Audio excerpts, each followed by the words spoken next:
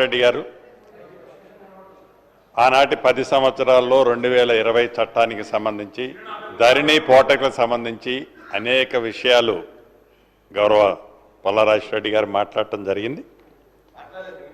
So ఇవన్నిటికీ లాస్ట్లో answer చెప్తాను తప్పకుండా. గౌరవ డిప్యూటీ చీఫ్ మినిస్టర్ గారు చాలా స్పష్టంగా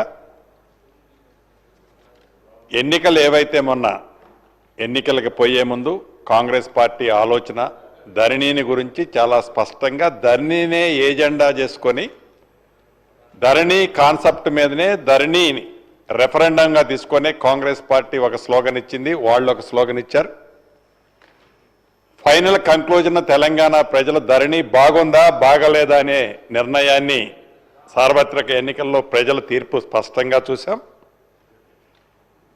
గతంలో 2020 చట్టం ఏ రకంగా చేశారు, ఎంత ఆతృతగా చేశారు, ఆ చేసిన దాంట్లో ఇటున్న సభ్యులే ఇబ్బంది పడలేదు, ఇటున్న సభ్యులు కూడా కోకొల్లల మంది ఇవాళ శాసనసభ్యులుగా, ఎమ్మెల్సీలుగా, పార్లమెంటు సభ్యులుగా, గతంలో మంత్రులకు చేసిన అనేక మంది వారి భూములకు సంబంధించిన ధరణి వల్ల నిన్న మొన్న నా పక్కన వచ్చి కూర్చొని డిస్కషన్ చేసేవన్నీ కూడా వారి వ్యక్తిగతంగా సంబంధించిన భూములు ధరణిలో మిస్ అయినాయనే వచ్చి అడుగుతున్న సందర్భం స్పష్టంగా చూశాం.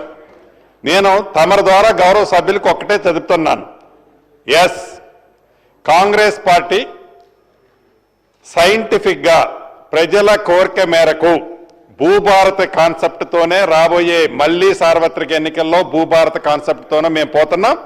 మీరు ధరణి కాన్సెప్ట్తో ఆనాడిపోయి మీరు అదే మళ్ళీ మీది మీరు సమర్థించుకునే పని చేస్తున్నారు తప్ప గౌరవ మా భట్టి గారు చెప్పినట్లు నిజాన్ని ఒప్పుకోకుండా, నిజాన్ని నిజమని చెప్పకుండా అహం అడ్డం వచ్చి మీరు మాట్లాడుతున్నారే తప్ప తప్పకుండా భూభారత్ని చాలా ప్రజల కోసం ప్రజల సౌకర్యార్థం పబ్లిక్గా అనేక సందర్భాల్లో పబ్లిక్ డొమైన్లో పెట్టి చర్చించిన తర్వాత భూభారత్ తీసుకొచ్చాం.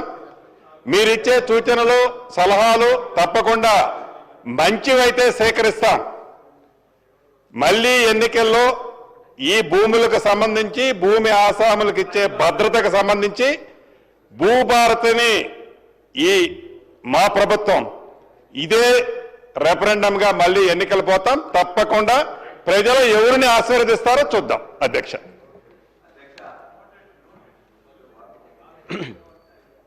మంత్రులు మాట్లాడుతూ ఖచ్చితంగా మాకు రెఫరెండంగా వచ్చిందన్నారు. మీకు రెఫరెండంగా వచ్చింది 6 గ్యారంటీల మీద మీకు ఇచ్చిన పవర్ తప్ప మీరు ఇచ్చిన అనేక వాటి హామీ 420 హామీల మీద పవర్ ఇచ్చింది తప్ప ఈ ఒక్క దీని మీదనే మీకు రాలేదు. అధ్యక్ష, మేము కూడా ఖచ్చితంగా చెప్తున్నాం, మేము కూడా మీరు ఏదైతే ఇవాళ భూభారతి పెట్టి భూహారతి చేయబోతున్నారో ఆ భూహారతి మీదనే ఖచ్చితంగా మీరు అనుకున్నట్లయితే ప్రజల ముందుకు మేము వెళ్తాం, మీరు వెళ్తాం. ఖచ్చితంగా ఆ రోజు మళ్ళీ ఏం రెఫరెండం వస్తున్నామో చూద్దాం.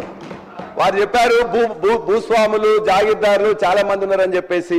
మరి మీ యొక్క ఈ చట్టంలోనే ఈ యొక్క తెలంగాణ సోషియో ఎకనామిక్ అవుట్బుక్ బుక్లోనే మీరు ఇచ్చారు ఏమని, ఈ రాష్ట్రంలో 25 ఎకరాల కంటే ఎక్కువ ఉన్న వాళ్ళు ఓన్లీ 9,000 మంది ఉన్నారు మాత్రమే అని మీరు లిస్ట్ ఇచ్చారు.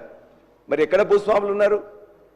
52 ఎకరాల పివి నరసింహరావు గారు తెచ్చిన సీలింగ్ యాక్ట్ ప్రకారం 54 ఎకరాల కంటే ఎవరికి ఎక్కువ ఉండకూడదు.